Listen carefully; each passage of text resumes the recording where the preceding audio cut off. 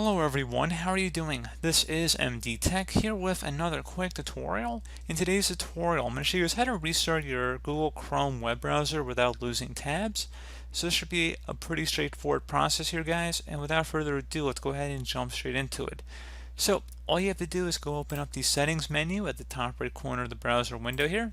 Just left click on it, and then go down and select settings.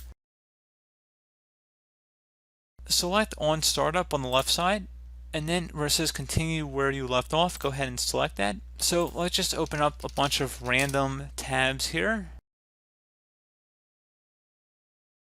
And if we close out and then we reopen Google Chrome, it should relaunch the tabs that we just previously closed out, that we just previously had open. So pretty straightforward process, guys. I do hope that I was able to help you out, and I do look forward to catching you all in the next tutorial. Goodbye.